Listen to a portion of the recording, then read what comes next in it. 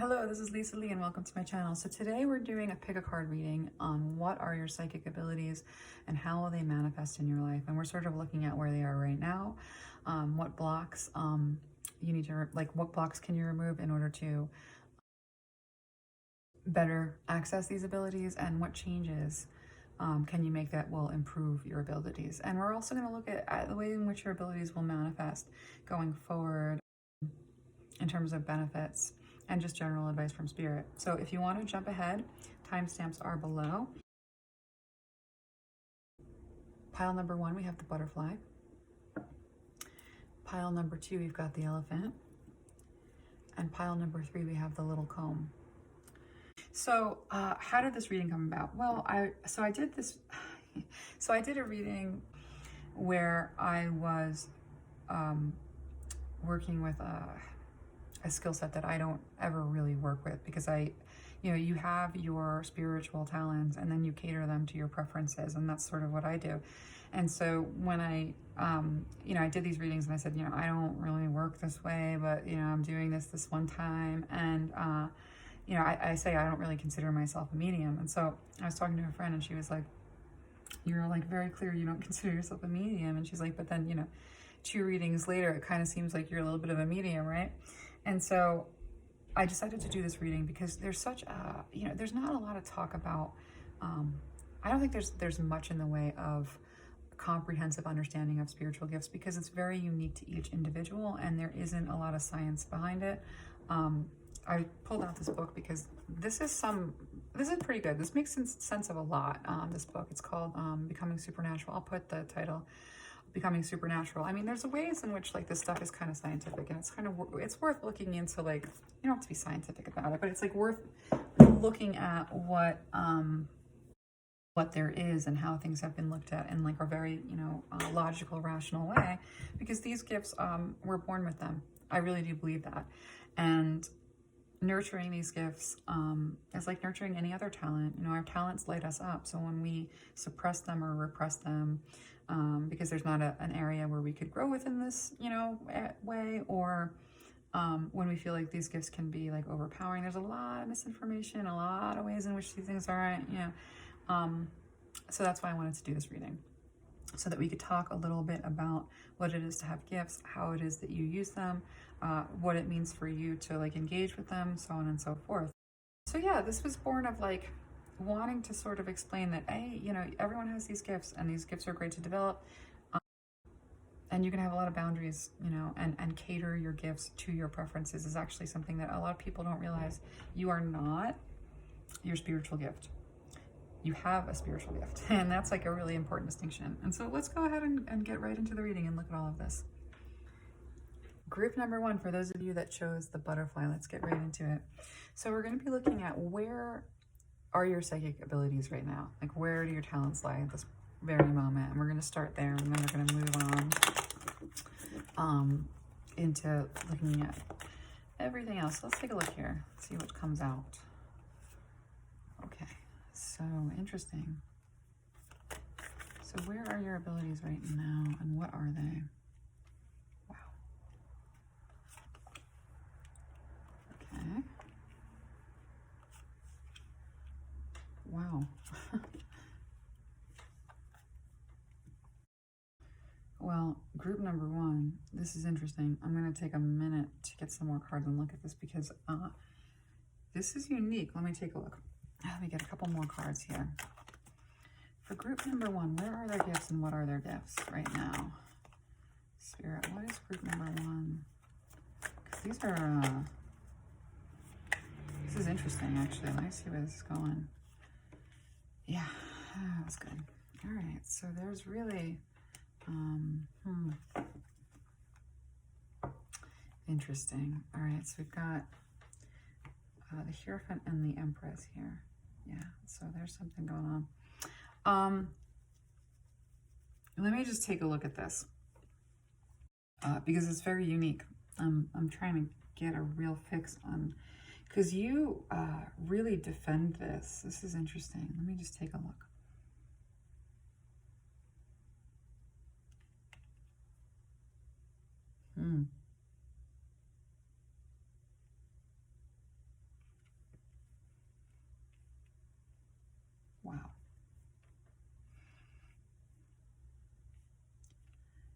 this is one of the more interesting gifts, honestly.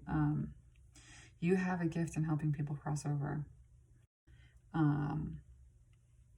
It's a beautiful gift, actually. But there's no utilizing, there's not a lot of utilizing it right now because it's a kind of a little bit of a mess.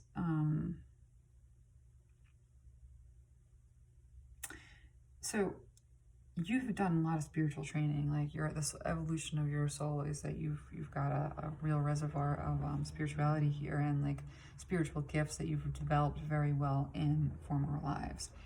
What I'm seeing here is that, yeah, it feels a little bit like this gift comes on in a way, and I don't know, you know, I'm going to get some clarifiers because there's a defense against this gift that causes, you know, in service of just like keeping things calm, like not being anxious.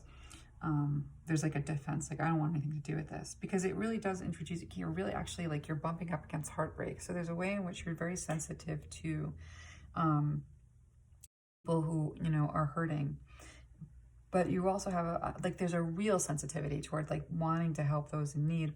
But there's also a helplessness. There's like, I don't know how to do this. Like, I don't really even have a clue. And in a way, like that not knowing how to do any of it, or, you know, interact with this energy that, or not even energy, this gift set, and it's a gift set, it's not just one gift. Then, you know, there's medium stuff here.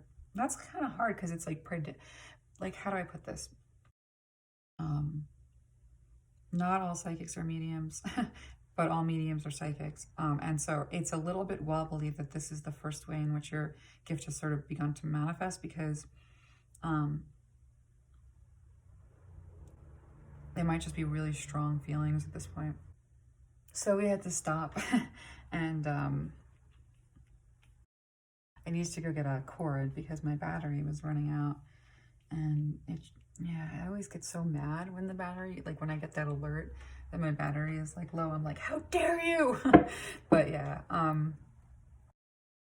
so now it's plugged in. Let me just try to like get my orientation back here because I had to go get a cord. Yeah, so there's this feeling of like, feeling kind of helpless around unhappy, like, you know, like overwhelmed with like the confusion of this, really. You know, the feelings are really strong, but then it's like, what is this? Like, how do I deal with this? And it's like that confusion, the decision is made, like not to like defend against this, to not use this gift. And as a result, you know, it affects like your ability to like fully express and embody yourself, and it also create from the space, you know. So saying, you know, talent, everyone's talent makes them happy. It just does. Most of the time, you know, like if you have a talent for music, you like playing, you love music, you know. If you have a talent for acting, you love acting, you love theater. And where that was going is, yeah, when you deny yourself something you've got a talent in, you're kind of, you're sort of like, there's something you're interested in, you love it, but no, you know, like putting up that like wall, it's sort of like, it's diminishing your creative capacity a little bit. And so, you know, with the bottom of the deck being the Hierophant in reverse, it's almost like this is so spun out of, like, there's just no structure around this. And it feels like a really spun out gift, because it doesn't seem containable or contained.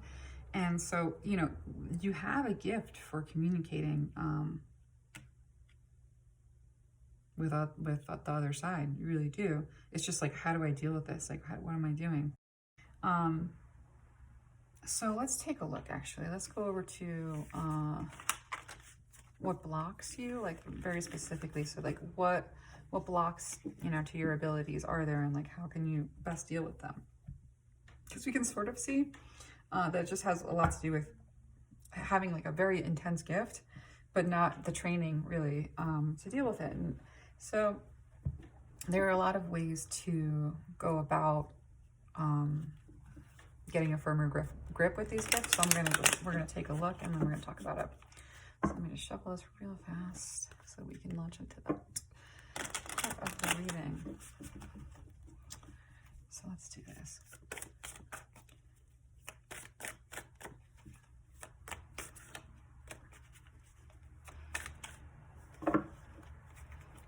So how can pile number one, what are these blocks and how do we move them so that there's a better understanding, less overwhelm?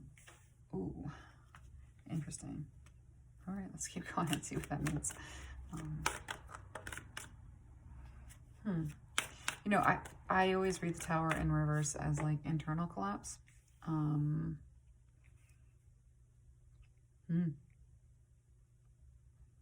And so like I like welcome the Tower, because the Tower, you know, shows up when like my foundation in anything is bad, and you know, things, you know, everything you built on a faulty foundation is going to have to get torn down anyway. And so this is interesting because it's almost like a reckoning, like an internal reckoning, but it doesn't necessarily affect the outside of your life. You know, a lot of it is just like shadow work that like hits hard and all at once. And that's kind of what I'm seeing here. But let me just keep going in terms of like, how can pile number one, what are the blocks and what can they do to improve this?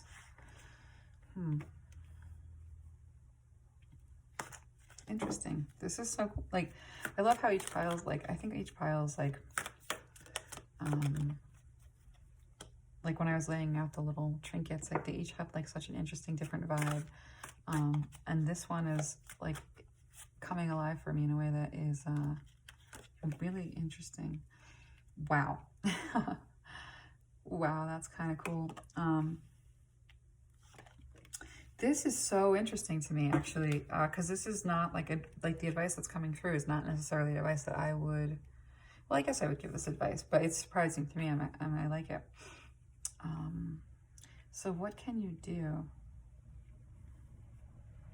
The Devil in reverse and the Hermit in reverse over here. Bottom of the deck energy is the Moon. Right, and that one wanted to fly for some reason. Oh, the Wheel of Fate. Okay, let's take a look at this for a second, because there's so much here and I just want to get it right.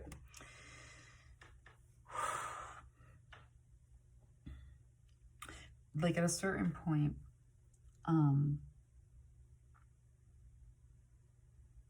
what is this?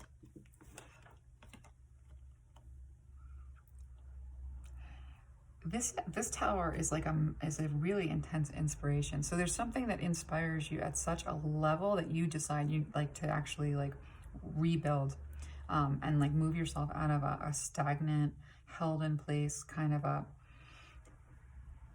spot. It's like there's this you want to get out. You want to get out of feeling like you don't understand this and like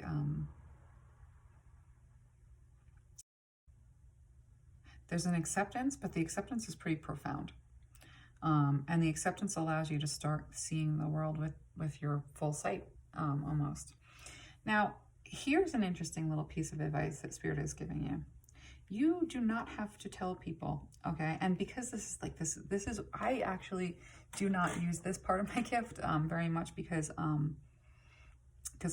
find it rather uncomfortable, but not all the time, right? So, but what I'm seeing here in the way of advice for you is you don't really have to disclose this gift. It's not something that you have to announce. This is kind of something for you to work with, like for you to like step into that place within yourself that like with the Hierophant and the Upright, this is a spiritual card. And I like in this position, you know, finding strength in your spirituality and not just confusion is the result of understanding this gift from a different perspective and like rebuilding how you think about all of this, not needing anyone's approval or tell anybody, because you're going to be working with this with the right people. You do want to bring people in on your journey, but you want to find like-minded people who are going to be open-minded about what you're telling them and encourage you to develop your gifts as opposed to the opposite. And so, you know, Spirit is saying like bring yourself into spiritual communities in any way that you sort of can find them, so that you're able to see the power of your gift without feeling like you're going to, you know, that not feeling bad about it, but actually being able to be proud about it, really. With the Devil in the reverse and the Hermit in reverse, I need a second with that.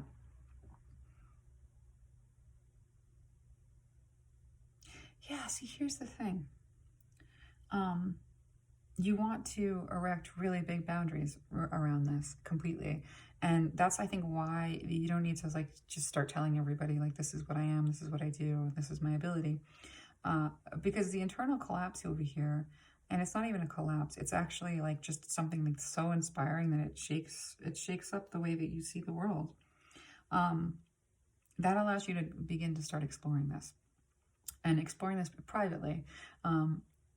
And so as you explore this, and as you begin to find these communities where this is like, you know, encouraged and like where you're able to like have this be like an admirable quality, that's sort of the advice. But over here we have this kind of twist where Spirit is saying, put up your big boundaries. And that's kind of, you know, how do I operate in the world with all of my gifts? Huge walls, basically, you know, part of what I do in the way of protecting myself. And I, you know, to protect yourself, and I say this a lot, you know, energetically, people are always kind of confused about what that means. And a lot of people who are super gifted but don't have like an esoteric background of any kind, they don't, you know, like, you know, it's like there's a feral quality to how you come into your gifts when you're kind of surprised by them. With these cards here, you know, Spirit's almost saying like, take in,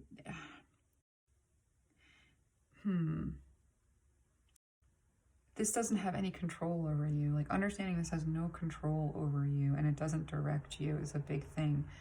Also, erecting boundaries and protecting yourself. So protecting yourself, like, what's the basic idea with that? Well, protecting yourself spiritually, I think of it a lot like weather, you know, like would you, you know, when you look out the window and there's snow, or when you're chilly, you put on a sweater. You know, when you walk into a room and there's like a feeling that you don't like, you know, you put on your protection to the degree that whatever you're picking up on, you know, whatever that protection is, like commensurate to what you're picking up on. So if you're like picking up on something irksome, you just flick it away with your, like with strong will. If you're picking up on something like a little bit more formidable, you call in your angels and you know, set up a, you know, perimeter. And it's as easy as saying the words, like, you know, calling on your guides, calling on your angels and saying like, please help me. And there's other things that you can do too. I think it's really individual. And I think it's, you know, each person has a different way of handling their own protection. For me, I just ask Archangel Michael to step in and handle whatever needs to be handled. I don't even look at it. But everybody has a different way of doing it. And so protection is important. So knowing that this is not going to have any control over you. This is not going to be driving the car, you know, it's not going to be moving you anywhere. Is super important because you have complete and total control. And so with your gift, a couple things. You want to be able to protect yourself the same way you put a sweater on, or, you know, and when you want to immerse yourself in an energy, it's like, you know, you're going to really learn just based on like your sensory perception, like how to adjust your protection at any given moment. But also like keeping these boundaries in place. So like, what do you need to know about spirits? And I'm going to just talk about this for a second. Human spirits are just like, they're humans, right? And so they have the same sort of predilections. I personally am an introvert. I don't like anybody bothering me. And that's a big thing for me in terms of boundaries. Is like, I don't let anything bother me. Anything that is like, it's like not taking calls during dinner. If something's coming at you and you're not, you know, like focused on this work and you're doing something else with your life, shut it out. I mean, this is my personal advice. Unless there's some reason why you really want to pay attention to it, you want to compartmentalize with this particular gift and only use it when you like intend to engage with this energy, but not to be influenced by need or perceived need is kind of a big deal. There is something about your gift here with the moon at the bottom of the deck. There's this like, I don't know how to use this kind of a feeling. And there's not really like a big instruction. It's like comfort levels, but you're just, with this Wheel of Fortune, you're going to encounter something that's going to actually have a positive impact on you and move you into a new space with all of this. Yeah. So let me just see what this is. Okay. Huh. Interesting.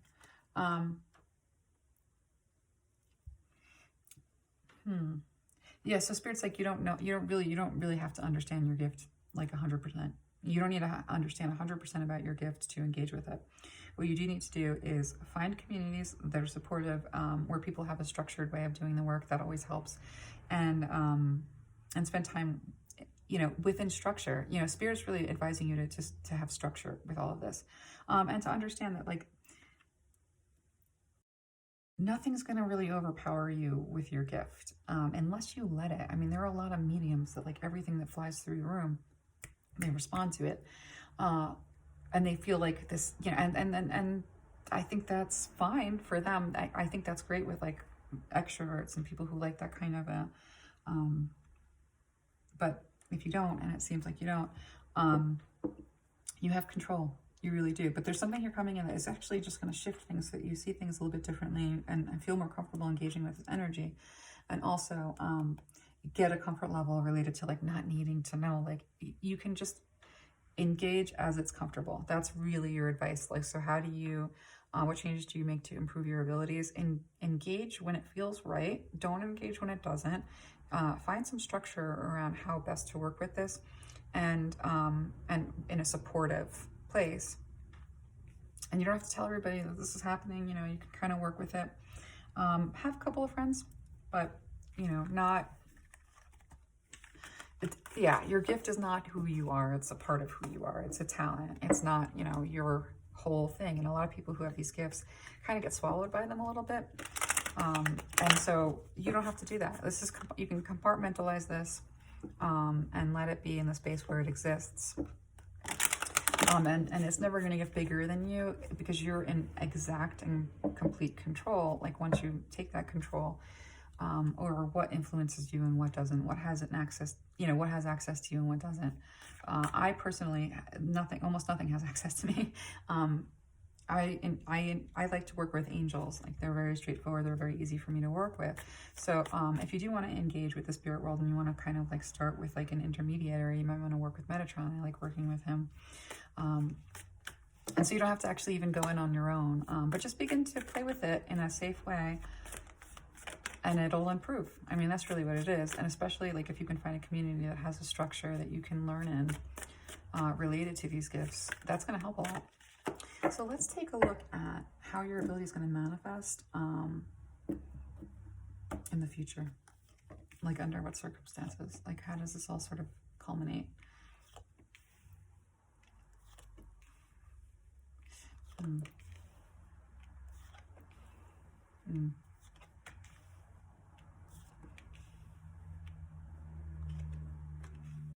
Quickly. All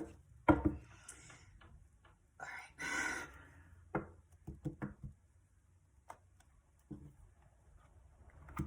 What is this?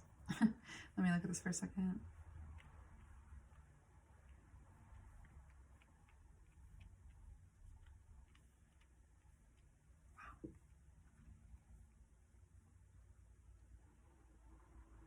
Wow. So you move into a place with this gift where it inspires you. Once the fear goggles are off, and once you understand that you have complete control over all of this, and that you don't owe anything, you get that protection in place, those boundaries in place, and you begin to, in a supportive environment that, that has, like, a good structure to work within, you're going to, like, start being really inspired by this gift. It's going to get you you're going to be really happy about it. And you're going to feel much calmer with that acceptance, and then also feeling like you have control over it, and that you don't need to understand all of it, that it's just, like, a process. So, so this becomes a gift that's very inspiring for you. And it makes you calm, oddly, and which is a little bit of a diversion from where you are right now. So with the star in reverse, and this grieving over here, so this becomes inspiring. And so, once you start interacting with energies, it is very interesting, actually. But there's something here that you come across where there's, like, you come across an energy where there's a lot of grief, and just confusion. So you just come across this energy, somebody who recently passed, and they're just, like, in think this might be a younger energy. Yeah, I'm being shown, you know, this death card, the baby. There's a younger energy, like, you know, in playing with these things. I think you have your first helping someone. Yeah, there's this. See, this is the Three of Wands, which again, this is actually a waiting card. But look at this Three of Wands. It's like this little happy, you know, getting ready to fly. And so, with the King of Coins in reverse, it's almost like you allow yourself to have that childlike wonder again, and you allow yourself to play with this. And your first encounter helping something cross over. It happens very quickly, and it's just like you're led. You know, I think this is it's a young energy, really young energy. So I think that's probably where you're like, I want to try to do this. You know, this is something that, this is my gift, and I want to use it in this way. And you do. You help someone walk over. I kind of see you holding their hand across the divide, and the heck with, you know, like getting rid of needing everything to be like reality based, you know what I mean? Because it's all subjective, really. And whatever comes through for you, whatever you're experiencing on a spiritual level, go with it. What else, you know, and, you know, to the extent that you've already set up those safeguards. And you do. Now, this experience confuses you. And I think we're getting some good information here with all of this. Yeah, so there's a sense in which, like, you have this experience, you interact with your gift in this way, where your area of giftedness is strongest.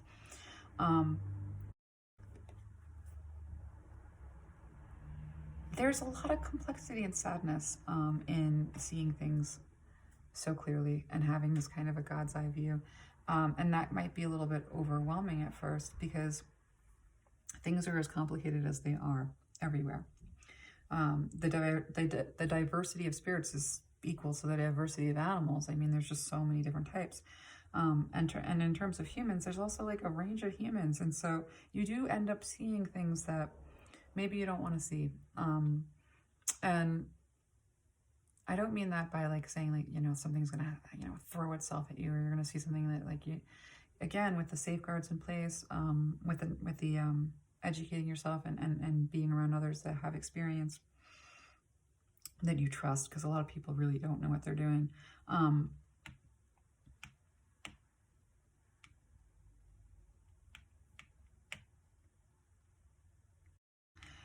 It's seeing a very big picture, right? And so, you know, this experience that you have working with your gift, there's almost like this is like a, you know, there's a feeling of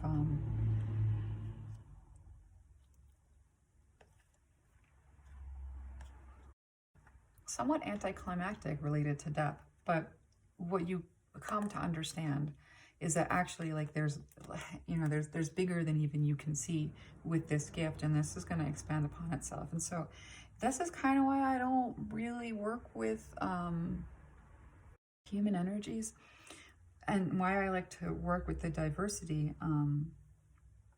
is because, you know, spirits, is because I do like, it's like a more controlled view.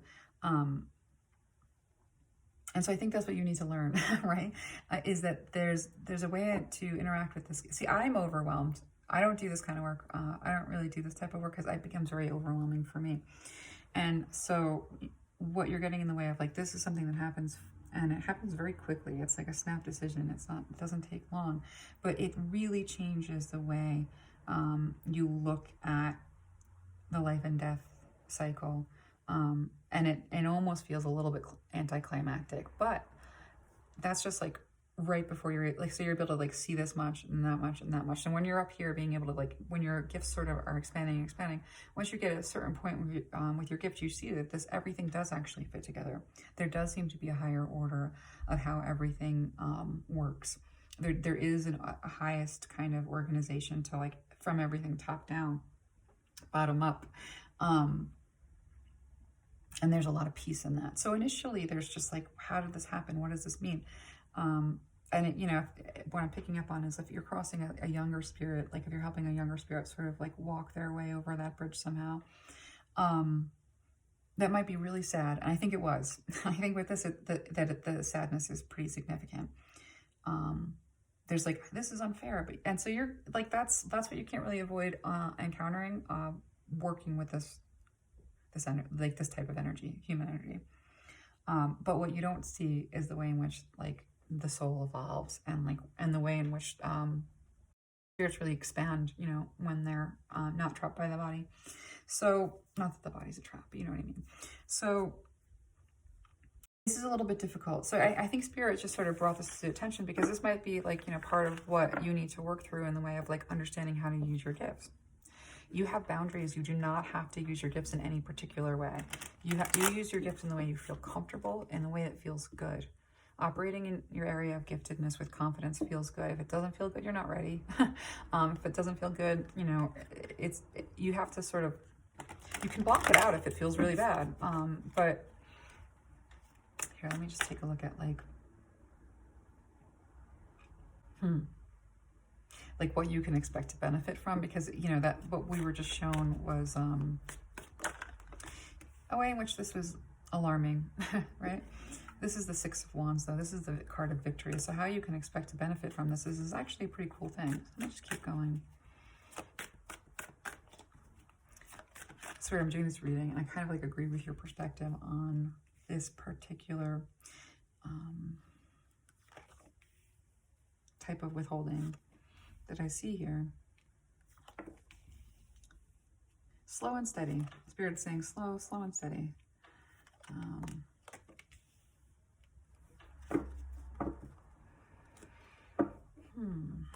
So how do you end up benefiting from this? You get to see like the world from a better vantage point, honestly. Like there's a real victory over death in the way that you start to see this in a new light. And there's a lot of clarity that comes in and allows you to take action in a way that is very powerful for you and feels very freeing and liberating and powerful for you. And finding the right people to work with your gift. You know, gifts and talents in isolation, sometimes that's a beautiful thing, but a lot of people, the real enjoyment from the talent and the gift is interacting with that gift with others. And so we see that right here. And so with the Ten of Swords in reverse, Death in reverse, like what I'm seeing for you and the way that you'll benefit from this is just a much better view of the life and death cycle. One that takes the fear right out of death. It just sucks the fear right out of death. I fear death not at all, you know? And so I think that that's, you know, it's conquering death in a sense when you understand it. So that's kind of the benefit that I'm seeing here. Let's get some advice from Spirit related to this, because this is kind of a hard gift, especially when it's like your predominant gift. It is kind of scary in the beginning. That's the truth. The truth is it is kind of scary in the beginning. Not because anything is like evil, you know, but because it's just like, what is this? What is going on? Am I crazy? Only if, you know, that comes up a lot. If it doesn't check out, maybe, but if every single time you have an insight or an intuition, or you're able to see something and you do a little research and you see that you're right on point, that gives you this confidence that builds and builds and builds until you know the difference between when you're like projecting or confirmation bias with something. That's very common. So you can see the difference between that and, you know, this is your gift, you know, at work, and your gift at work will check out. The checks and the checks will come through. And so it kind of doesn't matter whether or not people think you're crazy if you know what you have in the way of a gift and you know how it operates, and you know that it's valid and that it's separate from, you know, this is one of the things, like, you are not your gift. Your gift is an extension of you. You have a grounded life, and your gift is an extension of that, and a way in which you express. So, you know, for people to be like, oh, crazy, you're crazy. Well, they don't know. Do you need them to know? Sometimes, but, you know, you can't really get everybody on board all the time. Yeah, change, look at that. This keeps on coming out. I think this might, yeah, every time, like, this has been coming out. This card has been coming out a lot lately. So I think that there's some change everywhere. I mean, we know it. There is in every direction. But for you specifically, pile one, what I'm seeing here is a change in the way you view this. It's not really some grandiose thing. It doesn't become your life when you accept that you have this gift. It's just sort of one little area. So putting it in its place is super important. And in terms of like people understanding or not understanding, like, yeah, people aren't going to understand. And you're not going to be able to explain it really, I don't think. Whoa. Wow. So you're very, you're prized here. Your gift is really beautiful. And having a change in your perspective of how you view souls, just generally, is going to be a huge transition for you, wherein you experience tremendous blooming in being able to like sit in your power and be the full expression of everything that you are unapologetically, and also feeling that you have dominion over your world to the extent where, your boundaries are good and they're safe and they feel good. So I'm going to read these. I like to read these little blurbs. I'm going to go ahead and do that. But what I'm seeing here is just like this real change in the way that you view the evolution of the soul and what it is for people to transition out of this life. And either, there's a lot that I'm still learning. And this really helps you bloom. Like it really, really does. So let me read these. So with change, we have the frequency of change supports our ability to gracefully dance with the forever changing nature of reality, both inward and outward, so that we can appreciate the sweet release of the old and the birth of the new. Exactly. This is sort of having that understanding about like the life and death cycle. Change. It's the one thing that you can 100% count on. There will always be change. Contingency. With soul time, we have the frequency of soul time asks us to allow the possibility of a new reality to emerge, one that embraces the concept that while the corporal body is mortal, the soul is timeless, limitless, and infinite. And that's exactly it. I really don't have to add to that. With transition, we've got the frequency of transition supports our deep understanding of the ever-changing nature of existence in our lives, so that we can learn to let go, surrender to the process, and allow the transition to occur with ease and grace. With the cosmic flower, the frequency of the cosmic flower activates our remembrance of the place we call home, the core from which we pour our magnificence out into the world. This kind of sums it all up in a way, because that's what it is. This is a beautiful transformation that like allows you to sort of step into the wholeness that is who you are, and really bloom from that place and pour out your magnificence onto the world. So let's just get a couple more cards before we close this out. But I think, with this gift, it is a tricky gift. I honestly think it is. I don't nurture this gift in me, because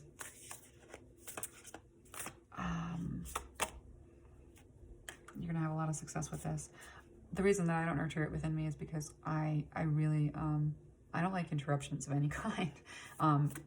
And so I don't seek anything. I don't call anything forth. Like, if I'm doing a reading and something is safe to come through, that's fine. But I'm not going to actively try and get hold of someone, And again, I like to work with angels. So you can use your gift and explore your gift and then cater your gift to your preferences. And there's nothing wrong with it. And have patience with yourself. Like, you will have success with this. You will come to a place of understanding.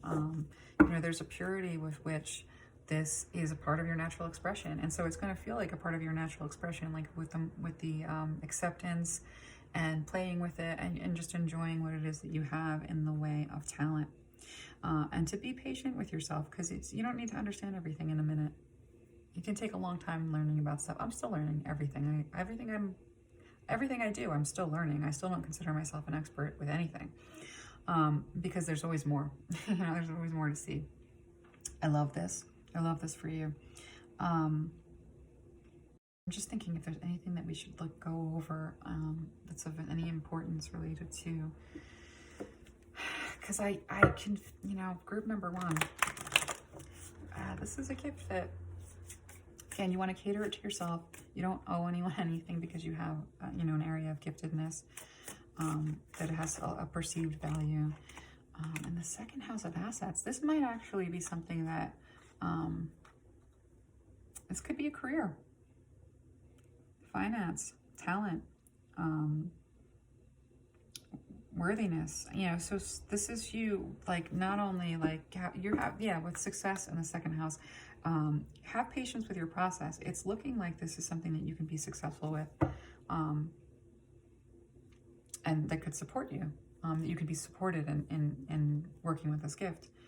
And this is, again, being radically yourself, being willing to radically be yourself. This is Uranus, revolution, breakthroughs, brainstorming, originality, insight, awakening, technology, innovation, freedom, the unexpected, rapture. So this is probably something that can be very profitable for you going forward and support you as you support others. And it, you know, the patience here is just like really having that revolution within yourself that says like, I want to be unapologetically me, and I want to learn how to work with my gifts in a way where it feels really good and I'm enjoying it and I'm having success from it and it's supporting me, and allowing this to happen slowly. You don't have to like whiplash into a new sense of yourself. Yeah, there's something here with you having a being supported by this gift. And so it is worth sort of pursuing and looking at, and understand like big boundaries, huge. Set the intention that when you don't want to be bothered, you're not bothered. Set the intention, I know I always do, like to not have anything interact that isn't like very specifically supposed to. Set the intention that you're in complete control at all times over what you experience in terms of your senses in this way. And again, you know, with these gifts, they're not happening, you know, your eyes aren't seeing things. Your ears aren't hearing things. This comes from the mind. You have a lot of control over it.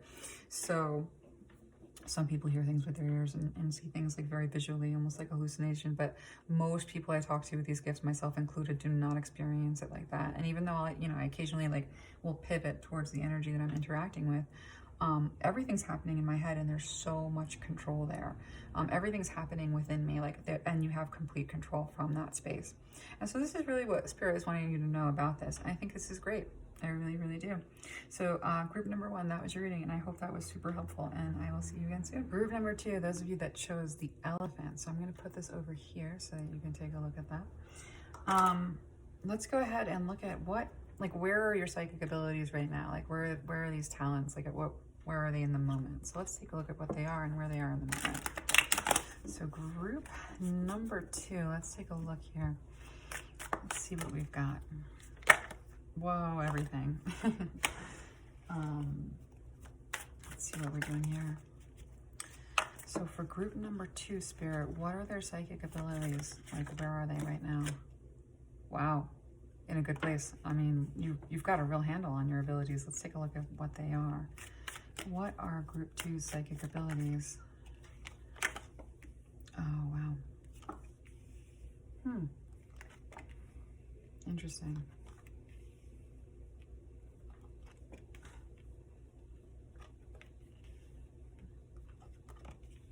Wow. Group number 2. This is fascinating to me because you have a really contentious relationship with this ability, and that's actually, it's weirdly coming through that way. Other piles, so let's take a look here.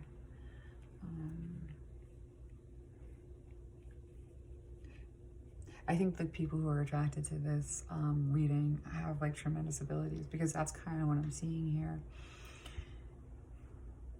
It's sort of like, how do we manage this more than anything else? So what I see coming through more than like as the predominant gift, let me just sit with this for 1 second.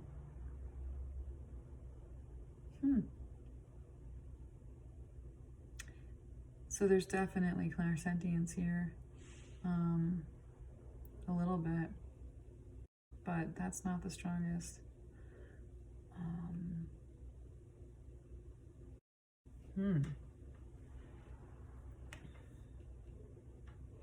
You have a little bit of all the gifts, but you don't really like, this is like one of these things where it's like where you're like, you're closeted gifted, your psychic gifts, like you really, really hide, because what you're able to do in the way of, you've got the Emperor and the Empress here. So like what I'm seeing is like, you're able to manifest like out of this world. Like your manifesting abilities with the 3 of Wands, like this is out of control, amazing. But there's a part of you that hides this. So your gifts aren't so much about your psychic gifts have more to do with your ability to manifest and work with these elements around you, kind of like you're just like an incredible manifester. I wouldn't be like at all surprised if that was like your life path here. But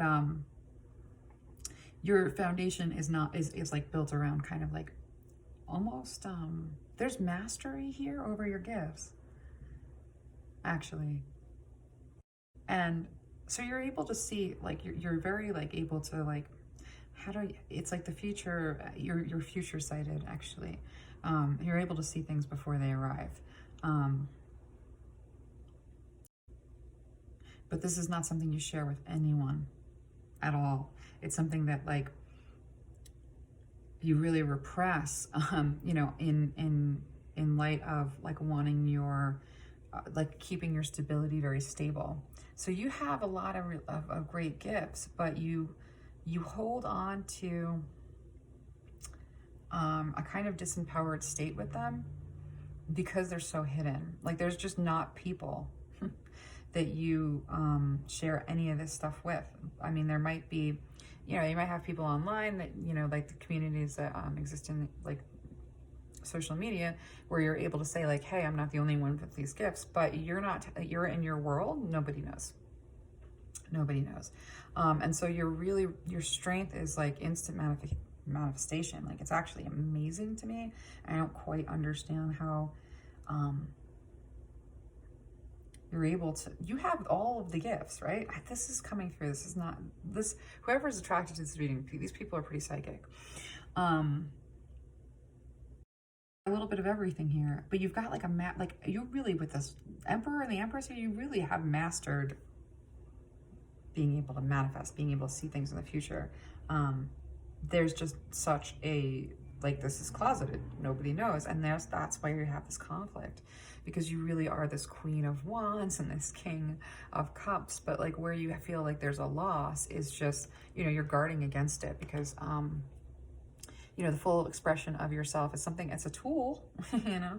And so maybe you want to just keep this for yourself, which is fine. You know, your gifts are there for you. Your gifts are there for you first and foremost. So that's what I'm seeing very specifically is that you're able to see the future, and you're able to use that future sight to like tap into what you want, and like boom, manifestation is not hard. The only thing that I'm really seeing here in the way of like where your gifts aren't quite as developed is just like they're just not socially developed, which is maybe okay. Like that's fine, you know. You don't have to.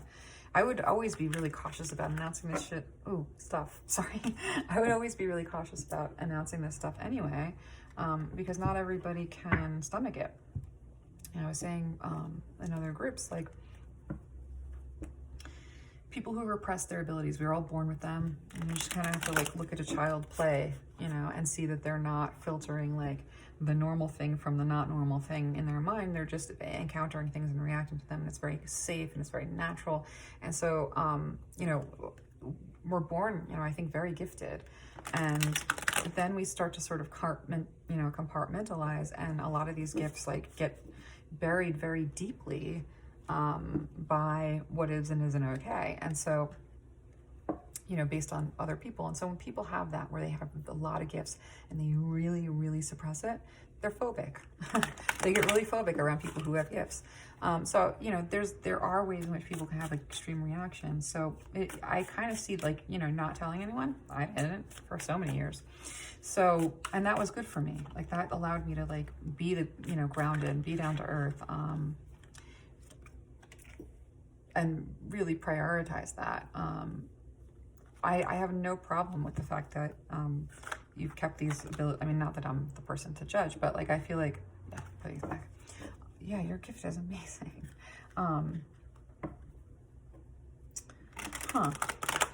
There's like a lot of variety with it too. So in terms of like what we're looking at right now is like what blocks you in terms of your full expression of this, besides this sort of social stuff, because I'm seeing that's the only place that you're underdeveloped with your gifts is in the social stuff. And maybe just like not, you know, spending time with like one or another of your areas of giftedness, because it just doesn't interest you that much, and that's kind of fine. Wow. So what blocks can you get rid of? You're amazing. Who are you? I love this. Wow. Okay. I'm not seeing these are really as blocks too much, but let me just take a look and get another couple cards because I want to see something here. Wow. Interesting.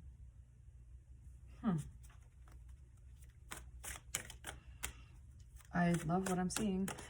But, you know, in terms of like what much change, like what you need to change in terms of, yeah, what needs to be changed for you to really step into these gifts in a way that is empowered and feels good? Not much. Not much. It's like it feels like you have to have like, you know, I think what I'm seeing here is like almost a little bit of a lack of integration, which is okay. So there's this extent to which it seems like you, you feel like you have to be either psychic or not. Like it's this weird thing where it's like you have like the person that you are and how you present yourself. And you feel like you have to have that person, be that person, or be psychic, but not be both. And that has a lot to do with a fear of harsh judgment, a fear of like losing out because people think, well, yeah, let me just look at this for a second. And I think I have to sneeze. Excuse me.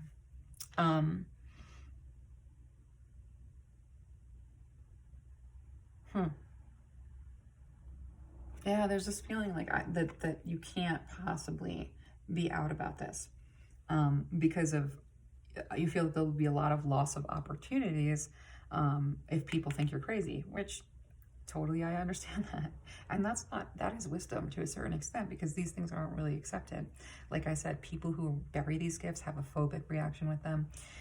People who grow up in like toxic religiosity feel that it's like a cult and it's evil and, you know, no. And people who, you know, again, like, you know, people who like to lie and like cheat and manipulate because of your gifts. Again, you walk into a room, you are, you know, I've said this in other piles, you're a bright light. And this happens a lot if you have certain gifts. You know, you're a bright light. And if people want to stay in the dark, they are not going to like you. So there's like this making peace with the fact that like you can't necessarily please everybody by being who you are, and to the extent that you feel that there's an advantage in not, you know, certainly be discerning in who you tell, but it's good to have a couple people close, you know, that know and understand what it is, because it's kind of a lot to deal with, and you have this great mastery over it. But with the Seven of Cups here, you're like a little bit lost as to like what is the purpose of this of these gifts, and there's a lot of variety in your gifts as well. But you're also like, so, you know, what can you do to sort of enhance these abilities? Allow yourself to not like have to like have a specific goal related to this. Just let your spirit lead. And like when you're ready to open up, I think it's open up and share a little bit. When you find someone who you feel like you can open up and share a little bit with, it's going to be a really beautiful opportunity for you to step into this fullness with yourself, at least with a couple of people. And you may have like one or two. And you know what I mean? You understand that like being able to sort of be open about this, there's nothing to be ashamed of. That's kind of the main thing. There's nothing to be ashamed of here. You know, there's worry, you know, that you're, to really step into your gifts, you have to not worry that you're going to be, you have to not worry about how you're going to be perceived. That's basically it. You have to let go of this worry about how you're going to be perceived and this belief that that it'll lose you opportunities to be open about this stuff. And my advice is don't be open about it with everybody, because everybody can't really handle everything, you know. But definitely if there's people that you can trust,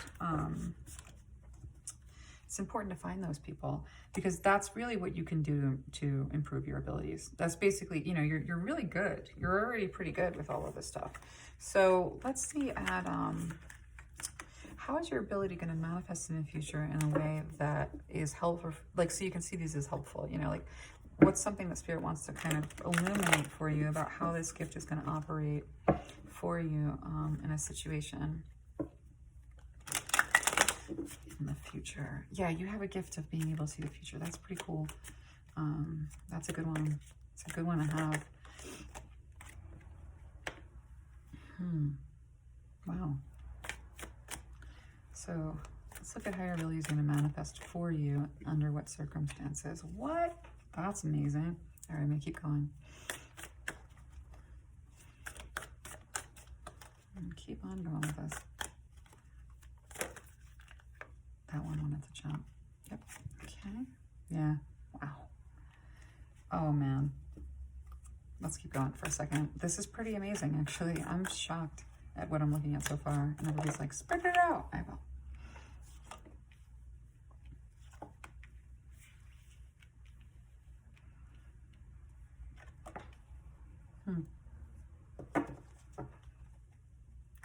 Wow. I'm seeing this is a situation where you like kind of stop a runaway train in your life in a major way. And it's very liberating, actually. Like really liberating. So you know, in addition, you have a healing kind of a quality. And so one of the main things that you're going to do is like your ability to heal yourself is comprehensive. And that's going to happen for you in this situation. There's an opportunity. Actually, it's not even an opportunity. You've kind of, at this point, you've really healed a great deal of like any of the shame or the fear associated with your giftedness. But there's a transformation that happens when you're ready to move forward with it, like a major transformation that happens when you're ready to move forward with it. Because with the Knight of Cups in reverse and the Five of Coins here, you like the poverty of like having to hide 50% of yourself everywhere you go, like really begins to get to you, because that's like not being able to be like honest, like gives you this feeling of where you're not having real friendships because there's not this real connection, because there's a lot that's being hidden. And so when you feel that this is like a level of lone, like isolation with this stuff, like you get sick and tired of being alone with it and abandoned with it and like kind of in the cold with it, and it's self-imposed. And so you make a choice to kind of come out of the closet with this, and it weirdly stops a runaway train here related. Yeah, there's a tower. Yeah. So, right, this comes in super handy for you in terms of, you know, you stop a runaway train related to a tower moment that really puts you in this Empress position. You actually, all of your fears about like being perceived badly, the opposite. There's heartbreak here related to something like with work. Let me see what that is. What is that with work? What is that heartbreak? But you really do. You stop a tower. And, you know, I like the towers. I feel like the towers they come in when you need them, and they come in when they're needed. You know, stopping a tower. But I think that you wouldn't be able to do it. You're not really, here's the thing. You're not going to be able to do anything that you're not supposed to do. And if you are able to do some kind of like weird version of anything, there's a natural way in which these gifts operate. And they respect the free will of others in a big, big way. And anything, you know, any use of this kind of like giftedness, like that disrespects anyone's free will or the dignity of their privacy, is just that's just a bad use of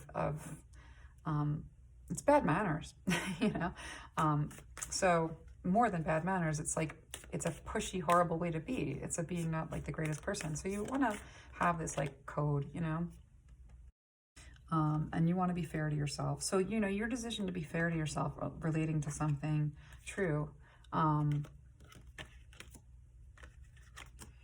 yeah, it sort of changes things up a little bit. You know, a direction that you were working towards and like wanting to work towards and wanting to move towards, you actually end up getting something really significant, like from another direction you weren't expecting, and starting on like a little bit of a new project here.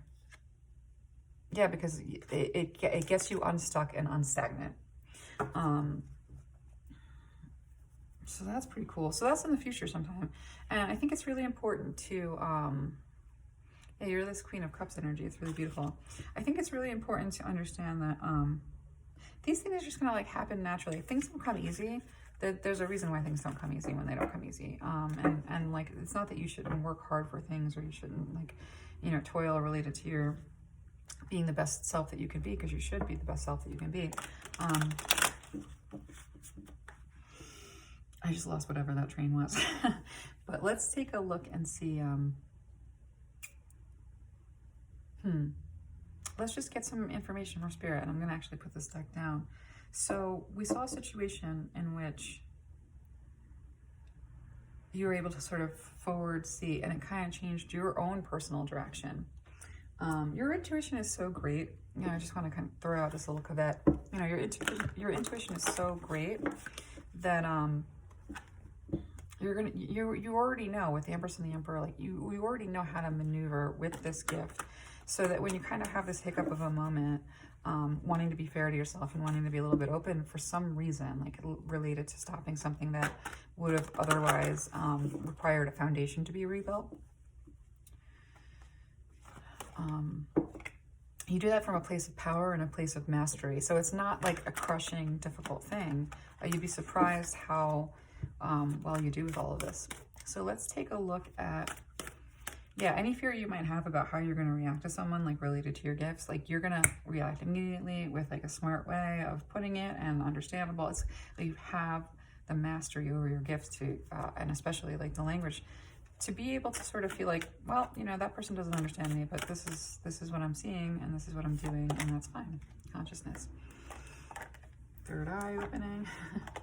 And change. Yeah, see, that's what it is. There's a realization related to these gifts that you have, and, you know, your particular way of being conscious in the world, you know, is very informed by the third eye chakra.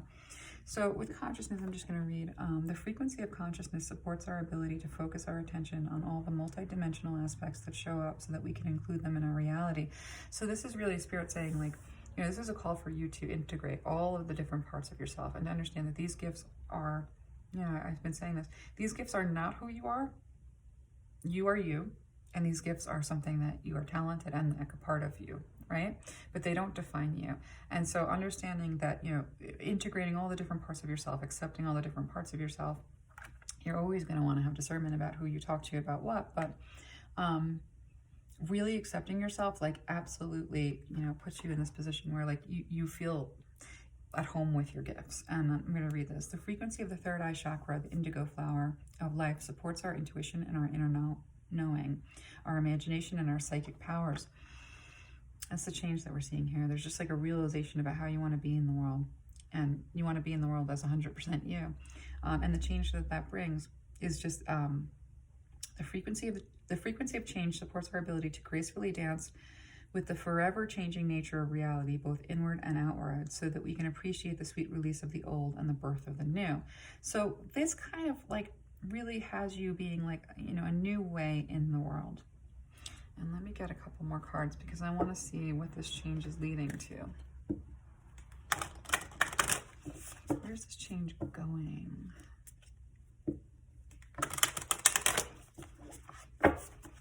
Where's this change going? Oh, something. Get grounded. All right, let's see what else.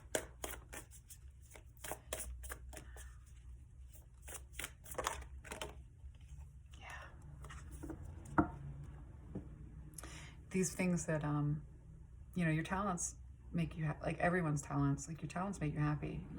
They light you up, they really do. And so there's this, these are your talents. And you do not have to be a certain way to have these talents. You don't have to wear a certain outfit. You don't have to like have a book, you know, in front of you with all the instructions on how to be you. You don't have to do anything. Other than just be yourself with all of the parts of yourself and stay grounded in that. Like, again, and this is putting these gifts in perspective and putting them in their place. They're not supposed to drive you around. If your gifts are driving you around, that's a problem. So there's a way in which you can exist with these gifts in a very grounded way, in a very natural way.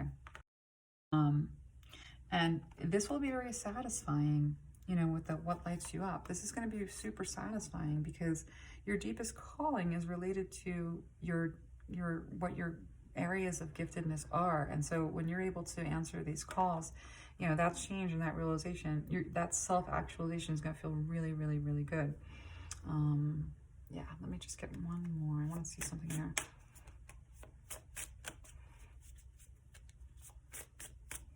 And then we'll close out because, Yeah, so I feel like, group number 2, you really kind of know your gift. It's great. It's just like socially underdeveloped, which that's fine. It's complex. There's a complexity to all of this. In terms of Uranus, breakthroughs, brainstorming, originality, insight, awakening, technology, innovation, humanitarianism, reform, surprise, freedom, experimentation, the unexpected, rapture, edge, diversity, lightning. Don't be afraid to be different. Like there's a revolution of self that needs to take place related to all of this complex, mystifies, complicates, contradicts, puzzles, clashes, makes curious, educates, transforms, like related to this transformation. Is allowing yourself to be radically you. And I think that's what Spirit is saying, that's really answering your deepest calling, is being that 100% you and being that 100% expression of yourself. So this is great. Group number 2, I'm impressed with you. You've got some incredible gifts. So now we're going to move over to group number 3. Let's take a look at where your psychic abilities and talents lie at this time. Like where are they at? Let's go ahead and see what comes out. It looks like you've been working with your abilities a little bit already. Yeah, that's what it seems like. And let me keep going here.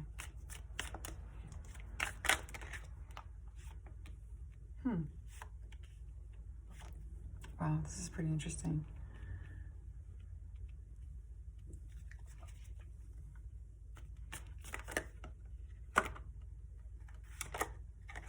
All right. So this is really interesting. So this group, your abilities, let me just take a look for a second, because there's kind of a lot here. It looks like you've been working with your abilities a little bit. Well, not even just a little bit. You've been working with, like, steadily in a slow kind of a way.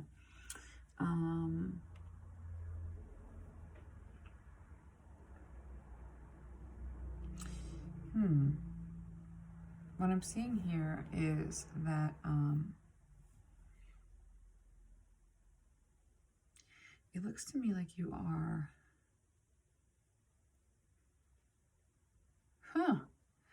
token object reading. This is like super rare, but there's other, things in here, but whoever I'm reading for, in addition to whatever your other gifts are, I have this. It's like super rare. Token object reading. It's like when you touch something and you have a sense of its history. And it might start off in the beginning as just like an emotional kind of experience, but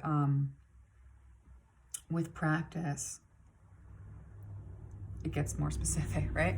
So what I'm seeing here is that you've been working with your abilities for kind of a while, but you hit a certain point and just stop. You kind of hit a certain point and then you're like, I don't want to go any further. And that's super common because these gifts are,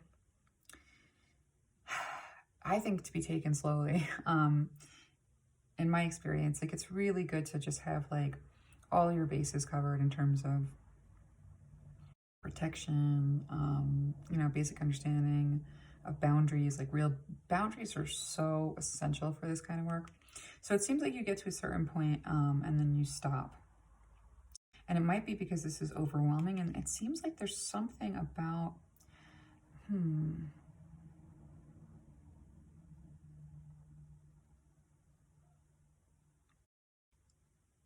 wait a minute. Let me look at this.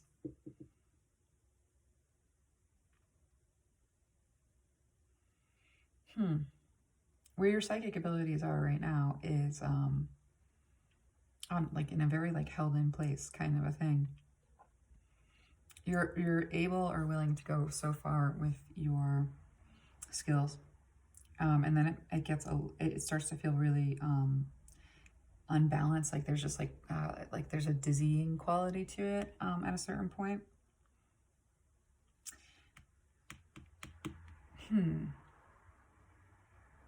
And you might feel like really unique in this gift.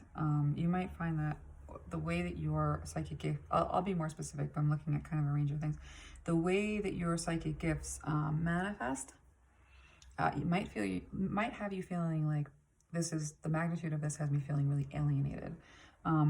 That said, when you're able to really embrace this, when you stop trying to balance, I think I said this with another pile, but you don't have to give up groundedness to explore your gifts. And I think that that's where people have a hard time. They think because the experience of working with these gifts is different. It's really different. And it can be sort of easy to get lost in that. Because I'm seeing someone who has so many gifts right here in this pile number 3. You have so much going on here. You're definitely clairsentient. You definitely recognize like feelings in others. You definitely see images, like visions, sort of. But it's like it's not really that. It's not particularly developed. So I want to talk about that. There's clairaudience here. You can see like maybe a little. Oh no, not. Yeah, maybe even a little telepathy. But what I'm basically noticing more than anything else is that these gifts scare you a little bit, and I totally understand. I actually have like a similar. You're afraid of like having your boundaries crossed, having something take more take something from you. With the 6 of Pentacles here, you know, you want to give generously, but you're really afraid, A, to tell anybody about this, and B, like you're afraid of being like overcome is basically what I'm looking at. And so I'm gonna launch a little, like, you know, off the questions and just say to you, whoever is resonating with this, there's a lot that's coming through. One, you know, protection is pretty simple. And I was saying this in another pile. It's kind of like when you go outside and it's snowing, you wear a jacket. That's protection right there. And so there's a sense in which you want to take the temperature of any given, you know, environment energetically, which you're so sensitive to energy that, like, of course you always are. And then you just respond accordingly. Like, do you need to, and protecting yourself is, you know, I think that there's a lot of different ways to do it. Some people prefer ritual, makes them feel safe. I like to embody my will and state something. Like, that's kind of how I do it.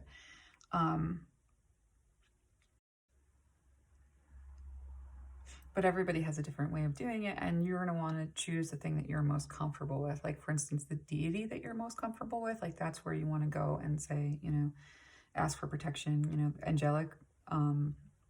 Asking angels for protection is like the easiest, fastest way to get it, as far as I'm concerned. It's very thorough too. So there's a sense in which, like, I can see where you'd feel overwhelmed, but it's super easy to protect yourself. And oh yeah. So just a couple of things. A lot of people don't realize this. With the clair gifts, like clairaudient, clairsentient, clairvoyant, claircognizant. I think for me, everything started around claircognizance and sort of sprouted from that. But, because that was like the first one that was very strong with me. It's actually not, you know, like, it seems weird. Like, when you see people doing this kind of work, it's like, are you talking to someone like that you can hear in your mind? So you're not hearing voices. See, again, like, I don't want to say that it's never the case, because everyone's gifts operate a little bit differently. But for me, even though, like, I will pivot towards the energy that I'm, like, interacting with, for me, I can see things in my head. I can hear things in my head. I'm not hearing anything with my ears or seeing anything with my eyes. It's a matter of, it's an internal kind of a thing. So even though there's like an energy that will take up a certain space, and that, like, I kind of like orient toward it, like when I'm interacting, it's all through the crown chakra. And that's, like, you know, this certain kind of work. Other stuff comes through the heart chakra. Actually, that's a really good reading, those. So what I'm seeing here is that, you know, you have such power. I mean, you've done a lot of spiritual work in past lives. So you do really have this reservoir of gifts. And Spirit is saying, like, when you're ready to, like, actually take that leap of faith, it's going to make you very happy. Well, you're trying to balance now, again, like, trying to balance this groundedness, and this lack of groundedness. And I think that,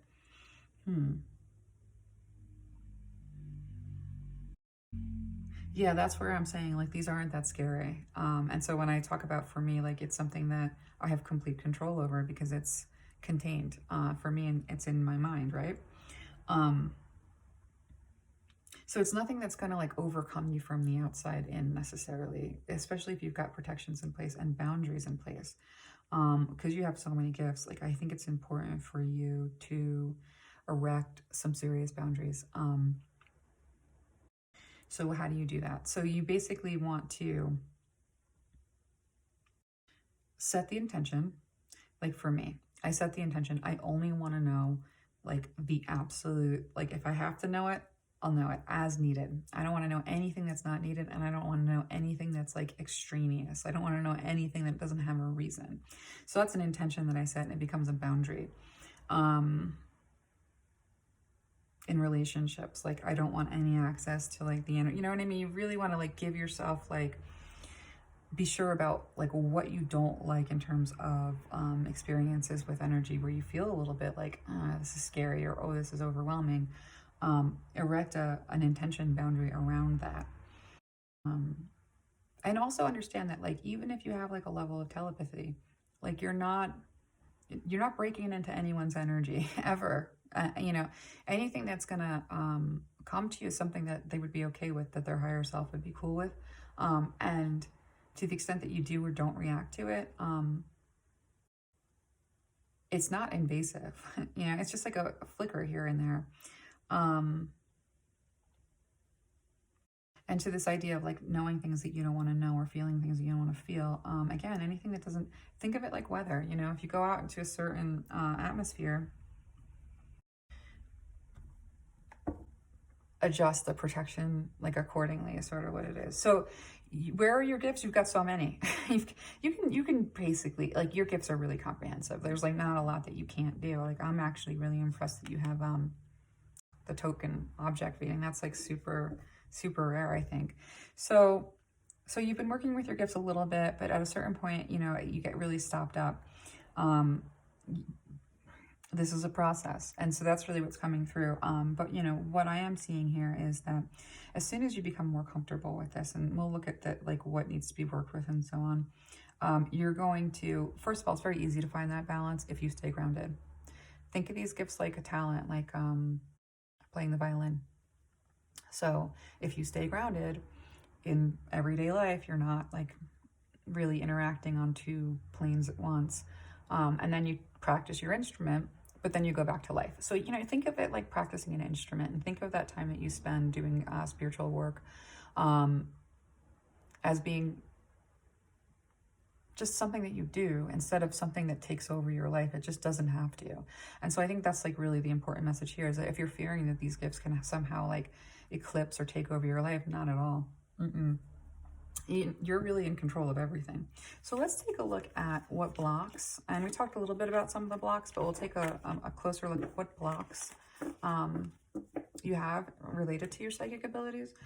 See what Spirit wants to bring through relating to that, because for you, I think it's just it's about understanding that this doesn't have to overwhelm you. Like, it just doesn't. You kind of have to keep it in perspective. You know, in terms of like the medium stuff, like if you feel something, like nothing should ever be in your house, right? And if something is in your house, you say leave, and you say it with, you know, with a strong will, and it's gone. If you want to interact with something, it's because it feels safe and comfortable. If you don't feel safe and comfortable, and you don't, then you don't, you know, and you erect that boundary the same way you would do it with a person. You know, I'm not more afraid of these energies than I am of people. And so if something comes along that like I don't like, I just don't interact with it the same way I wouldn't interact with a person. So there's a sense in which, like, knowing that you have no obligation to respond to some of these energies is really important. You just don't. I know that what's coming through is like, yeah, you may get a lot in the way of, let me just think about this. This is something that I don't really see clearly, so I'm not sure how I want to present that.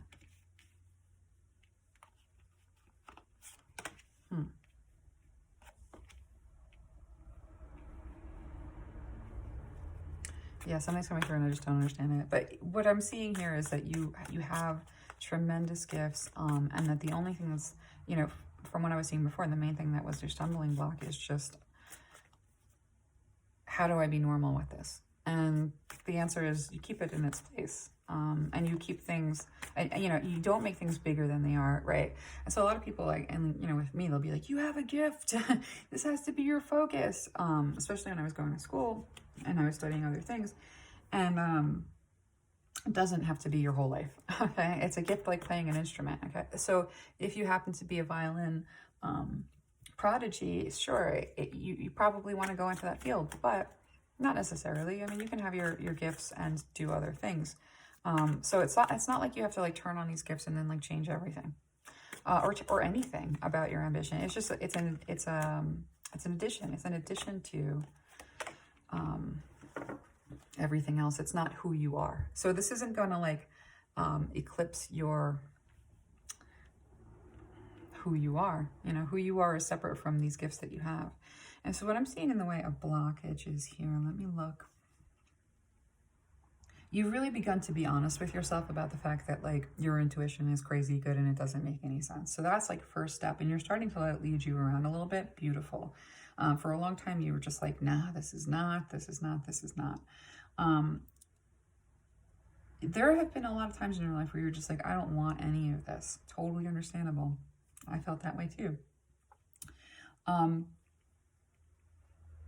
So part of your blockage, and you know, here's the thing: if you don't want any of this, put up a million like barriers and like leave it at that. You can. I've done that for years at a time. So all of this is you have control. Is kind of what I'm trying to say. All of this you have control over. These are just extensions like of your ability to express yourself. So you've become like pretty like honest with yourself. These gifts, you have them, and you let them lead you somewhat. But because you don't really understand how this all works, what this all is, and so it's like I'm not letting this out to play almost. Which, again, everything is within your power and your choice. You are an inspiration. Like you have an inspirational amount of talent here, and with the Chariot in reverse. One of the blocks is just that you want to hide it. It's not easy to share this. You even have healing abilities, right? And so I think it really spooks the crap out of you, honestly. I think you're afraid of what it would, like, you're afraid of being, with the 9 of Pentacles in reverse as the underlying energy. And then we've got, yeah, this is defending. So it's almost like, you know, you've actually stopped defending, insisting that things come to you in a certain way, because that was for a long time. And so, like, you know, the block really seems to be this fear of being co-opted or overcome. And also there's like something here about not knowing, like, you know, it's not clear to you. You haven't like done a lot of work with this. So it's like for me, like I happen to know that if I'm in like a sort of like looking at a field of energy, that I'm mostly blind. I do know that. I know that I'm mostly blind. But that can be kind of scary because you don't see everything. And so there's like a trust thing going on over here. Like, what's actually communicating with me? It seems like it's this very nice thing, but like, what if it's secretly something else? Because I don't know 100%. So that's kind of what I'm seeing here. You know, a desire to interact, but then being like, but if I can't like see it with the eyeballs and hear it with the eardrums, like maybe it's something else, you know. And there's some truth to that, but not really. Your intuition is amazing, right? So you're going to be right if something feels bad, if something feels right. They're not, you know, there are tricksters out there, but you know, nothing's going to overcome you, especially if you set the intention and the boundary that it won't. So these are the blockages that I'm seeing here. And like, let's just ask Spirit, like, you know, how would you remove these? Like, what's a good method for you? Yeah, in terms of like, yeah, let's like move this over. What changes can you make to bring these abilities to the fore. Let's take a look at what changes you need to make. So,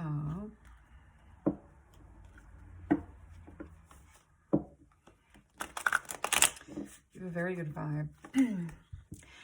Yeah, it's a lot. I'm not going to say it isn't. It is a lot. You know, things that you can do.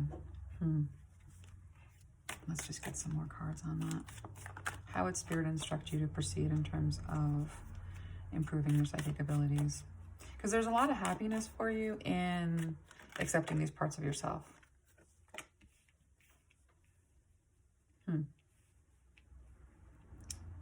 Interesting. Yeah.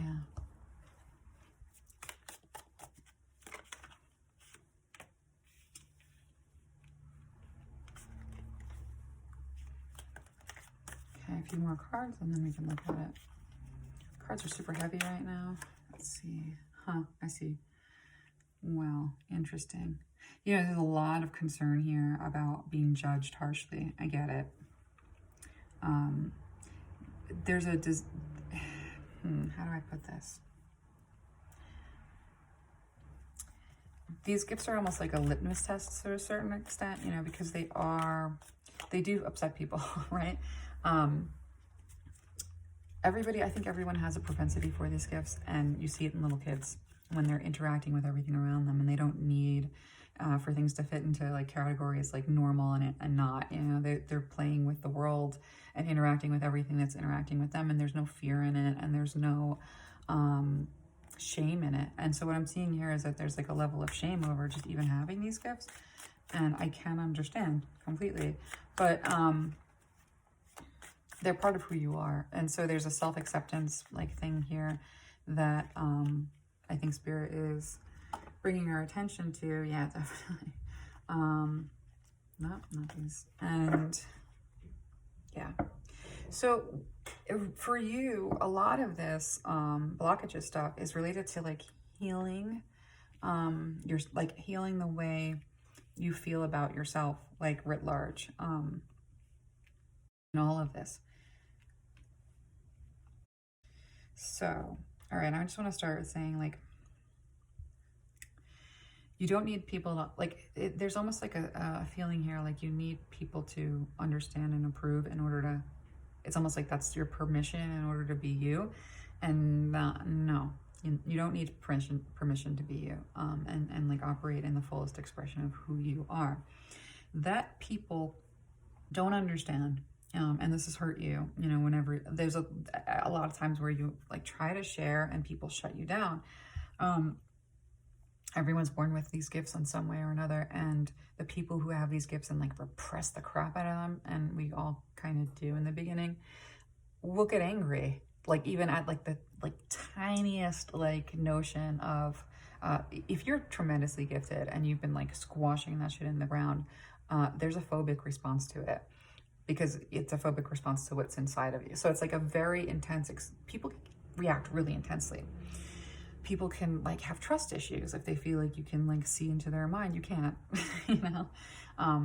If you're doing public readings, like there's a sense in which people will, anyone who's ever wronged you and is sort of like connected to you are going to think that that reading is about them, because tarot lends itself to projection. And like, you know, it's just what happens. So there's a sense in which, like, you know, I see that you're like, I don't want to be so different. You're not that different. You're just gifted. You're just gifted. It's like thinking that somebody who has like a tremendous talent in painting isn't, what's the word I'm looking for? What is that word?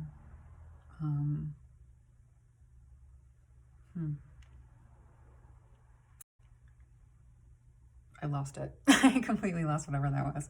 So, you know, in terms of other people and approval, again, these gifts are kind of like a litmus test.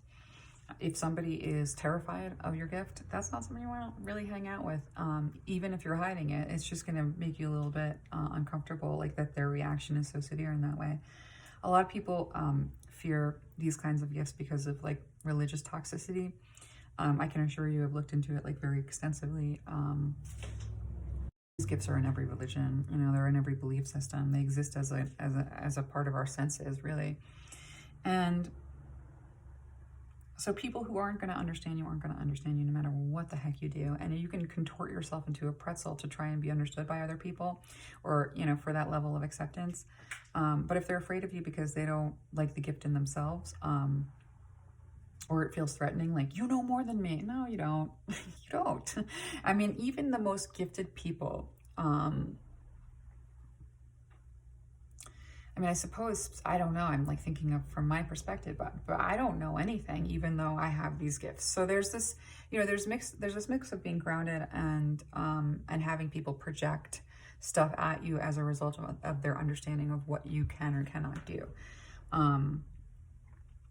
Or, you know, and then there are others that like love the gift, but think you should be doing like just that, you know, and so there's this weird thing going on where Spirit is asking you to begin to heal from wounds that you have suffered and injustices that you felt as a result of even just like speaking about this a tiny little bit. You know, you feel very split on like pursuing this and seeing where this takes you, and not, because there's a sense in which you feel like it's going to like affect family or affect your relationships. It really won't. Again, you set those intentions, you put those walls up, and you make sure that nothing that you're not supposed to know comes through, and nothing that somebody doesn't want you to know will come through. And if it does, something's weird to me. I don't think that really works. Yeah, you know, like you can very safely like work on these gifts, because you're Spirit's saying when you stop fooling yourself about like the fact that these are just a part of who you are, and you begin to just, you know, like this Eight of Pentacles, I'm looking at the focus here. There's nothing, and I love that these are pentacles, because there's nothing ungrounded about what we see this person doing. They're sort of looking at something, they're studying it, they're trying to understand it, and they're spending some time sussing it out. And that is basically what Spirit is telling you to do, because these fears that this is going to affect your relationships, again, like I don't experience anything like that. That doesn't mean that you don't have to kind of work on it, because you kind of do, but you're not going to know anything that this person doesn't want you to know. You're not going to know anything someone's higher self doesn't want you to know, unless there's some reason why you have access to their energy, at which point like you have to question like where that bridge was created and what that means. But I don't think you have to worry about your space being co-opted, and I don't think you have to worry about like, you know, infringing on anyone else's space by keeping yourself shut down. You're still getting these messages. It's just that it's like it takes a lot of energy to fight it, and so you don't really have to. You can just set the intention that you don't see anything with any of your friendships or relationships, and you won't. You know, if you want to see things, you set the intention that you only see what you absolutely need to see as needed. And that's smart, and that's wisdom. And so if you don't have like that wisdom accumulated yet related to your gifts in terms of knowing like that the boundaries are the best part of having these gifts, that's something to work with as well. You need huge boundaries. You need to know, like, you can set up yourself so that you're pretty much like everybody else, and unless you want to be otherwise. I mean, you can put walls up to that degree, and it's fine if you want to. So what Spirit is saying in terms of like, you know, how do you work with your spiritual gifts? You heal from needing approval from anyone for any reason, because this is just out there, and there's nothing that can be done about it. It's unfortunate that like people don't understand any of it, but it is what it is. Yeah, really wanting to heal from like, you know, unjust things that people have said. And so like working with what the gifts are, how people have reacted to them before, and healing those wounds is a big part of what's going to liberate you with these gifts. And also understanding that these fears about how this is going to interact with relationships isn't, I don't know, I guess it changes things a little bit, but not that much. And being honest with yourself that you have these gifts, and allowing yourself to look at what you've got and look at what you're working with, that's going to be very healing for you. So just accept, acknowledge, and just begin to sort of look at, this is part of who I am. So that is your advice in terms of like what changes you can make to improve your psychic abilities. And now I kind of want to look at how this is going to manifest for you, or where you're going to see this really sort of come to life for you in your future. Like, how does it help you? So, I mean, there's a sense in which, like, these for you, because you're feeling really overwhelmed with all this, there's a sense in which,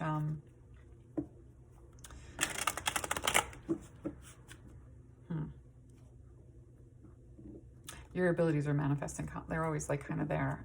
So we're going to, like, look at the upside to having all of this, because there is a huge upside, and we're going to look at that right now.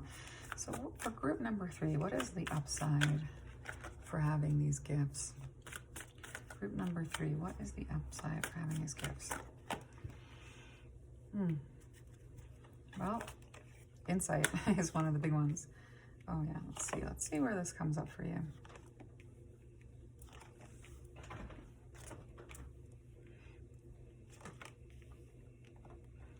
Wow. Oh man. You take action with this at a certain point, and let's see why. This has got to be like, this is amazing, by the way. Wow. So there's this insight that you have about like a major injustice. So there's something like that, you know, a gift from the divine in the way of like knowledge, where you're really able to see an injustice like clear as day. There's a sense in which this really inspires you to, this is coming from your heart. Let me look at this for a second.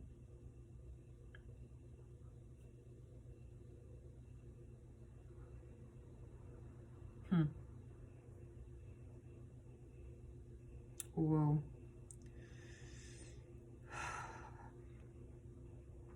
It's that it's falling in love in a certain way. It gives you such, you know, you're able to pick up on this injustice, and there's something that you really like have a lot of feelings for here. There's a nurturing kind of a situation. So there's an insight you have related to this injustice, and a desire to sort of bring some love and nurturing into a situation that supersedes your fears. And when you do this, you really step, like, somehow, like, oh wait, that's gonna be my litter box. I got a new litter box with a dome on it, and it makes so much noise, and I didn't realize that. So if you hear my cat start to scratch, my biggest apologies. I gotta do something about that. It's like so loud, right? I hope that I took the time to edit this, because there was like 15 minutes of like a cat like making a ton of noise. I just looked up and it was at 3:3. So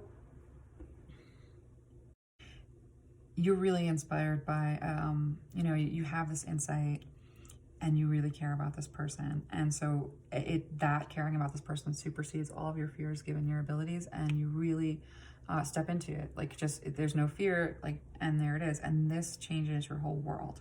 You know, this brings you into a whole new way of being in the world.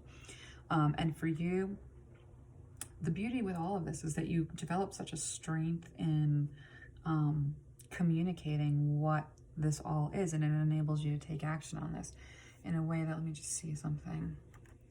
Take action in what direction? How are you taking action on this? There's the Chariot. There is the, yeah, this is like, you know, like moving toward this place of like, I'm not gonna have to do this all by yourself, you know, like understanding that, like moving towards communities where this is acceptable to have these gifts, and allowing yourself to like be around others that totally get it. And also not having to feel like you have to be a certain way to like have gifts, you know, you know, like you can be like, you can have any interest you want. And this is just like, these are talents, really. you really finally get to a place where you want to defend who you are, and you want to be in your full power, and you want all of your gifts available to you, and you don't want to diminish who you are to hide this for the benefit of others. Bottom of the deck, yeah, you know, like there's a sense in which you do enough healing that you're able to stand up and say, like, this is me. You know, I'm going to move forward in life with who I am, being who I am, you know, in the spirit of who I am. Not apologizing for who I am so that I can work with like-minded people. And I'm going to defend the fact that this is just me. And you get really strong in all of that. And that's a really beautiful thing. So let's go ahead and look at, let's see, what's the next thing we want to look at? Let's just get some advice from Spirit about how this is, let's just get advice from Spirit. Let's see what Spirit wants to say about your gifts. But I think, like, you know, the message is pretty much, don't be ashamed of any of this, and don't feel like it's some like big, you know, grandiose thing. It's actually kind of normal if you understand it as just a talent and keep it as a talent. And if you want to make it into a career, that's what people do with their talents often. That's fine too. It still ends up being a component of who you are and not like the totality of who you are. So that's part of the healing. And anyone who's going to judge you harshly because whatever, that's if two things. A, if they don't know you, they're not judging correctly. The second thing is, who cares? You can't live your life based on the approval of others, because this is the kind of gift that a lot of people hate, think is ridiculous. I mean, there's so many people that just really don't think that this is not, like, you know, wow, this is a lot of earth coming through. This throat chakra.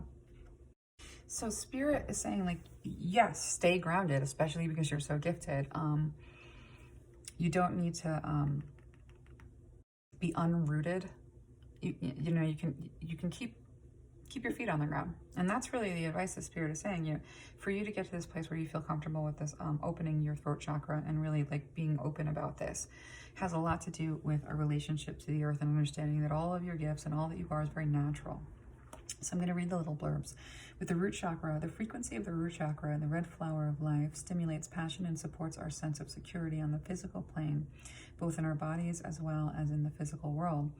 And so that's what, you know, like having that balance of like understanding that you are a spirit, you know, and so you interact on that, you know, plane of existence, but you're also very much planted here in your body where you are. So keeping that balance is super important. And the way that you do it is you look at nature.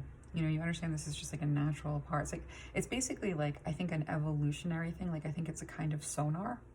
And so when you begin to accept that this is just a natural part of the expression of who you are, and that's, you know, we have Earth and we have Gaia. So I think that's just like, this is natural. Really, Spirit is saying this is very natural. The frequency of Earth activates our deep connection to this physical plane by showing us the beauty of all the aspects of our Great Mother and revealing the more ethereal, spiritual aspects of our nature. And Gaia, the frequency of Gaia reminds us that we are infinitely connected to one another, just as we are to our Great Mother and to the universe that birthed us all. So feeling like not feeling alienated. This is really about saying, like, I have these gifts and I don't have to feel alienated because I have these gifts. And anybody who would alienate me for having these gifts, that's like, you don't want to hang out with that person anyway. That person doesn't want to hang out with all of you. And also, here's the other thing. People who lie a lot and hide a lot are never going to want to be around this kind of, like, it's like you walk in and you bring a whole light with you, and just energetically, it's like you have a big light. And so anybody who likes to stay in the dark with everything, that person's going to get very uncomfortable. Do you really want like a stupid, like, do you really want a super shady person comfortable with you? You know, do you want a manipulating, lying person comfortable with you? It's kind of nice not to have to deal with that. So people who are trying to hide a lot, do lie a lot, are fearful in nature, are going to not like you, and you don't want to be friends with that person. Geez, right? So break the chain, ancestral patterns, healing, rewriting the future. Let me get one more card here and then we can close this up. But yeah, Spirit's really coming through to say, you know, it's almost like I'm seeing, like, break the chains that you have over yourself. With this double mission, channeling and uplifting humanity, this is your gift. And the double mission is that you're supposed to be grounded here, living your own life, doing it, following your interests, being who you are, understanding that your gifts are not who you are separate from that, and that there's a double mission. There's your own soul's evolution, and there's also that which you can offer to others. And so your gift is to uplift humanity, and so don't be in any way ashamed of it. With this break the chains, I'm really seeing like break your own chains. Break your own rules a little bit. Nothing that makes you feel uncomfortable or in danger or fearful.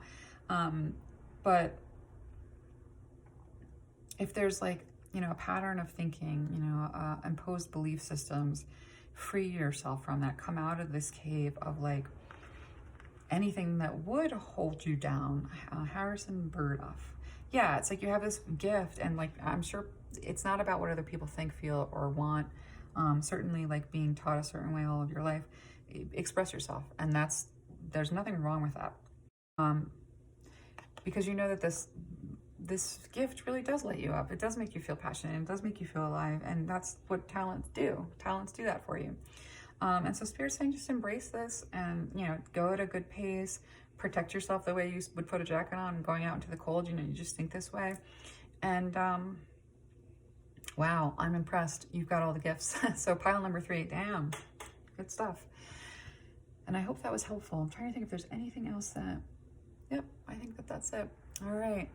Thank you so much for listening to this reading, and I hope that it was helpful for you, and I will see you again soon.